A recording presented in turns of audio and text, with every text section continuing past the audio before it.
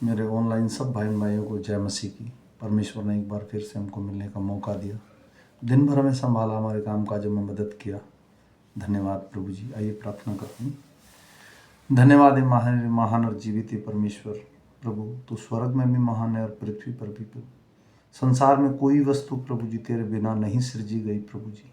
प्रभु यीशु, मैं विश्वास करता हूँ मेरे राजा, इस शाम के सुंदर समय प्रभु जी तो हमें पवित्र आत्मा आशीष देगा।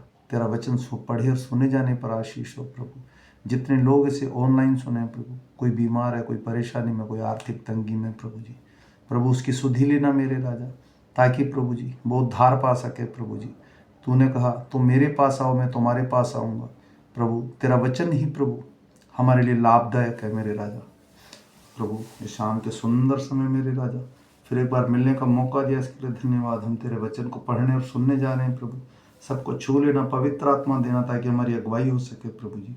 सारा आदर सारी महिमा तुझे देते हुए छोटी सी विनती तेरे प्यारे बेटे मेरे उद्धार करता यीशु नासरी के नाम से मांग कर पा लेता हूँ प्रभु जी, आमीन।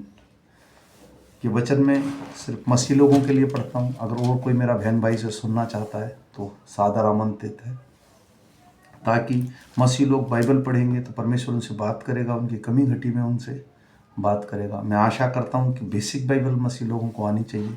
तो इसलिए आइए हम ध्यान करेंगे। हम उत्पत्ति शुरू किया है, अगर इसे कोई फॉलो करता है तो 1 साल में वो पूरी बाइबल कंप्लीट कर लेगा। सुबह नया नियम, शाम को पुराना नियम। अभी हम पढ़ेंगे शाम का पुराना नियम। आज हम पढ़ेंगे 4, 5 और 6 अध्याय उत्पत्ति, जेनेसिस। आइए। जब आदम अपनी पत्नी हवा के पास गया तब उसने गर्भवती होकर केन को जन्म दिया और कहा, मैंने यहोवा की सहायता से एक पुरुष पाया। फिर उसने उसके भाई हाबिल को भी जन्म दिया। हाबिल भेड़ बकरियों का चरवाहा बन गया, परंतु कैन भूमि पर खेती करने वाला किसान बना। कुछ दिनों के पश्चात कैन यहोवा के पास भूमि की उपज में से कुछ भेंट ले आया, और हाबिल भी अपनी भेड़ बकरियों की कई पहलौठे बच्चे भेंट चढ़ाने को ले आया और उनकी चर्बी भेंट चढ़ाई। तब यहोवा ने हाबिल और उसकी भेंट तो ग्रहण किया, परंतु केन और उसकी भेंट को उसने ग्रहण ना किया। तब केन अति क्रोधित हुआ और उसके मुंह पर उदासी छा गई। तब यहोवा ने केन से कहा, तू क्यों क्रोधित हुआ और तेरे मुंह पर उदासी क्यों छाई है? यदि तू भला करे तो क्या तेरी भेंट ग्रहण ना की जाएगी? और यदि तू भला ना करे तो पाप द्वार पर छिपा रहता है और उसकी लालसा तेरी ओर होगी और तुझे उस पर प्रभुता करनी है। तब कैन ने अपने भाई हाबिल से कुछ कहा, और जब वे मैदान में थे तब कैन ने अपने भाई हाबिल पर चढ़कर उसे घात किया। तब यहोवा ने कैन से पूछा, तेरा भाई हाबिल कहाँ है? उसने कहा, मालूम नहीं, क्या मैं अपने भाई का रखवाला हूँ? उसने कहा, तूने यह क्या किया? तेरे भाई का लहू भूमि की ओर से चिल्लाकर मेरी दुहाई दे रहा है, इसलिए अब भूमि जिसने तेरे भाई का लहू तेरे हाथ से पीने के लिए अपना मुंह खोला है, उसकी ओर से तू श्रापित है। चाहे तू भूमि पर खेती करे तो भी उसकी पूरी उपज फिर तुझे ना मिलेगी, और तू पृथ्वी पर भटकने वाला और भगोड़ा होगा। तब कैन ने यहोवा से कहा, मेरा दंड सहने से बाहर है। देख, तूने आज के दिन मुझे भूमि पर से निकाला है, और मैं तेरी दृष्टि की आड़ में रहूंगा और पृथ्वी पर भटकने वाला और भगोड़ा रहूंगा, और जो कोई मुझे पाएगा मुझे घात करेगा। इस कारण यहोवा ने उससे कहा, जो कोई कैन को घात करे उससे 7 गुना बदला लिया जाएगा। और यहोवा ने कैन के लिए एक चिन्ह ठहराया, ऐसा न हो कि कोई उसे पाकर मार डाले। तब कैन यहोवा के सम्मुख से निकल गया और नोद नामक देश में, जो अदन के पूर्व की ओर है, रहने लगा। जब कैन अपनी पत्नी के पास गया तब वह गर्भवती हुई और उससे हनोक का जन्म हुआ। फिर कैन ने एक नगर बसाया, उस नगर का नाम अपने पुत्र के नाम पर हनोक रखा। हनोक से इराद उत्पन्न हुआ, और इराद से मतुल्य उत्पन्न हुआ, और मतुल्य से मतुशेल, और मतुशेल से लेमेक उत्पन्न हुआ। लेमेक ने 2 स्त्रियां ब्याह ली, जिसमें से एक का नाम आदा और दूसरी का नाम सिल्ला था। आदा ने याबेल से जन्म दिया। तब वह तंबुओं में रहने वाला और पशुपालन, इन दोनों रीतियों से प्रतिवृत्त हुआ। और इसके भाई का नाम यूबल था। वह वीणा और बांसुरी आदि बजाने की सारी रीति पर परवतर्क हुआ। और सिल्ला ने भी तूबल के नाम का एक पुत्र को जन्म दिया। वह पीतल और लोहे के सब धार वाले हथियारों को घड़ने वाला हुआ। तब कैन की बहन नामा थी और लेमेक ने अपनी पत्नियों से कहा, हे आदा और हे सिल्ला, मेरी सुनो। हे लेमेक की पत्नियों, मेरी बात पर कान लगाओ। मैंने एक पुरुष को जो मुझे चोट लगाता था, अर्थात एक जवान जो मुझे घायल करता था, घात किया है। जब कैन का बदला 7 गुना लिया जाएगा, तब लेमेक का 70 गुना लिया जाएगा। आदम अपनी पत्नी के पास फिर गया और उसने एक पुत्र को जन्म दिया और उसका नाम यह कहकर शेत रखा, परमेश्वर ने मेरे लिए हाबिल के बदले जिसके कैन ने घात किया, एक और वंश ठहरा दिया है। शेत ने भी एक पुत्र उत्पन्न हुआ और उसका नाम एनोश रखा। उसी समय से लोग यहोवा से प्रार्थना करने लगे। आदम की वंशावली यह है, जब परमेश्वर ने मनुष्य की सृष्टि की तब अपने ही स्वरूप में उसको बनाया। उसने नर और नारी करके मनुष्य की सृष्टि की और उन्हें आशीष दी और उनकी सृष्टि के दिन उनका नाम आदम रखा। जब आदम 130 वर्ष का हुआ, तब वह उसके द्वारा उसकी समानता में उस ही के रूप के अनुसार एक पुत्र उत्पन्न हुआ। उसका नाम शेत रखा। शेत के जन्म के पश्चात आदम 800 वर्ष जीवित रहा और उसके और भी बेटे बेटियां उत्पन्न हुए। इस प्रकार आदम की कुल आयु 930 वर्ष हुई। तत्पश्चात वह मर गया। जब शेत 150 वर्ष का हुआ, तब उससे एनोश का जन्म हुआ। एनोश के जन्म के पश्चात शेत 807 वर्ष जीवित रहा और उसके और भी बेटे बेटियां उत्पन्न हुई। इस प्रकार शेत की कुल आयु 912 वर्ष हुई। तत्पश्चात वह मर गया। जब एनोश 90 वर्ष का हुआ, तब उससे केनान का जन्म हुआ। केनान के जन्म के पश्चात एनोश 815 वर्ष का जीवित रहा और उसके और भी बेटे बेटियां उत्पन्न हुए। इस प्रकार एनोश की कुल आयु 905 वर्ष की हुई। तत्पश्चात वह मर गया। जब केनान 70 वर्ष का हुआ, तब उसे महलेल का जन्म हुआ। महलेल के जन्म के पश्चात केनान 840 वर्ष जीवित रहा और उसके और भी बेटे बेटियां उत्पन्न हुई। इस प्रकार केनान की कुल आयु 910 वर्ष की हुई। तत्पश्चात वह मर गया। जब महलेल 65 वर्ष का हुआ, तब उसे येरेद का जन्म हुआ। येरेद के जन्म के पश्चात महलेल 830 वर्ष जीवित रहा और उसके और भी बेटे बेटियां उत्पन्न हुई। इस प्रकार महलेल की कुल आयु 895 वर्ष की हुई। तत्पश्चात वह मर गया।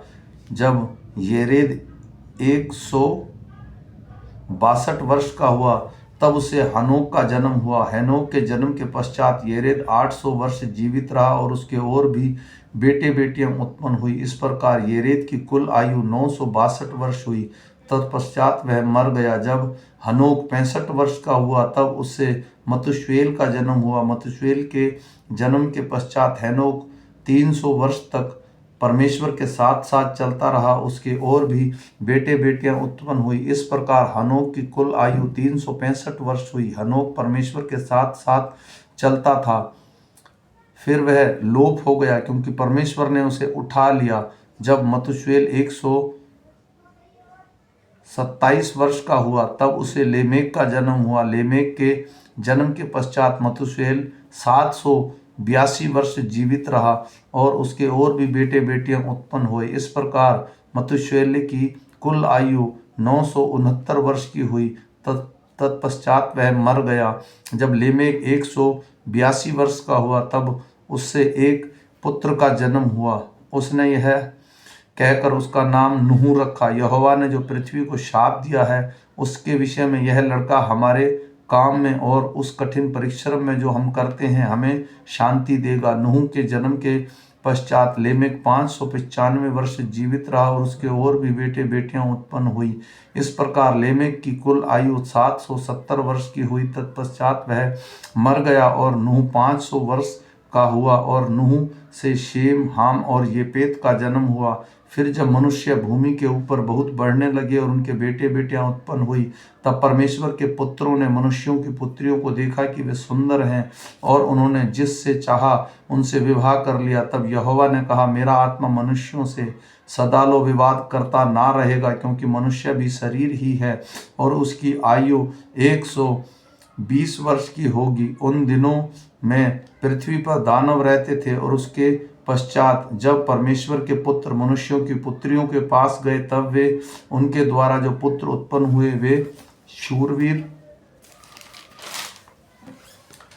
होते थे, जिनकी कृति प्राचीन काल से प्रचलित है। यहोवा ने देखा कि मनुष्यों की बुराई पृथ्वी पर बढ़ गई है और उनके मन में विचार जो कुछ उत्पन्न होता है वह निरंतर बुरा ही होता है।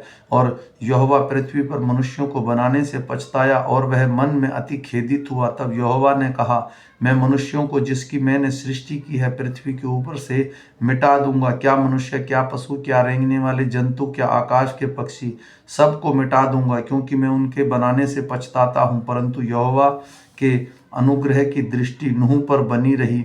नूह की वंशावली यह है कि नूह धर्मी पुरुष और अपने समय के लोगों में खरा था और नूह परमेश्वर ही के साथ साथ चलता रहा। और नूह से शेम, हाम और येपेत नामक 3 पुत्र उत्पन्न हुए। उस समय पृथ्वी परमेश्वर की दृष्टि में बिगड़ गई थी और उपद्रव से भर गई थी। और परमेश्वर ने पृथ्वी पर जो दृष्टि की तो क्या देखा कि वह बिगड़ी हुई है, क्योंकि सब प्राणियों ने पृथ्वी पर अपना अपना चाल चलन बिगाड़ लिया था। तब परमेश्वर ने नूह से कहा, सब प्राणियों के अंत करने का प्रश्न मेरे सामने आ गया है, क्योंकि उसके कारण पृथ्वी उपद्रव से भर गई है। इसके लिए मैं उनको पृथ्वी समेत नष्ट कर डालूंगा। इसलिए तो गोपेर वृक्ष की लकड़ी का एक जहाज बना ले, उसमें कोठरियां बनाना और भीतर बाहर उस पर लार लगाना। इस ढंग से तू उसको बनाना, जहाज की लंबाई 300 हाथ, चौड़ाई 50 हाथ और ऊंचाई 30 हाथ की हो। जहाज में एक खिड़की बनाना और उसके एक हाथ ऊपर छत बनाना और जहाज की एक और एक द्वार रखना और जहाज का पहला, दूसरा और तीसरा खंड बनाना। और सुन, मैं आप पृथ्वी पर जल प्रलय करके सब प्राणियों को उसमें जीवन का प्राण है आकाश के नीचे से नष्ट करने पर हूँ और सब जो पृथ्वी पर है मर जाएंगे। परंतु तेरे संग मैं वाचा बांधता हूँ, इसलिए तू अपने पुत्रों, स्त्री और बहुओं समेत जहाज में प्रवेश करना और सब जीवित प्राणियों में से तू एक एक जाति के 2-2 अर्थात एक एक नर एक एक मादा जहाज में लाकर अपने साथ जीवित रखना। एक एक जाति के पक्षी और एक एक जाति के पशु और एक एक जाति के भूमि पर रेंगने वाले में से 2-2 तेरे पास आएंगे कि तू उनको जीवित रखे। और भांति भांति की भोज्य पदार्थ जो खाया जाता है उसको लेकर तू अपने पास इकट्ठा कर रखना और तेरे और भोजन के लिए होगा। परमेश्वर की इस आज्ञा के अनुसार नूह ने किया। आमीन। ये परमेश्वर का जीवित वचन है। परमेश्वर ने कैसे सृष्टि बनाई, कैसे इंसान बिगड़ गए, उसका पूरा वर्णन इसमें मिलता है। मैं आशा करता हूँ जितने मेरे बहन भाई इसको सुने वो सब एक दूसरे को शेयर करें। ये बाइबल अभी शुरू हुई है, आज जनवरी 2 तारीख है। अगर 31 दिसंबर तक हम पढ़ते हैं तो हम पूरी बाइबल सुन सकते हैं।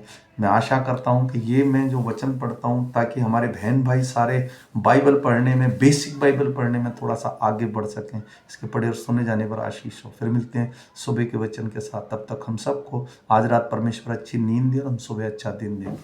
आमीन। जय मसीह की।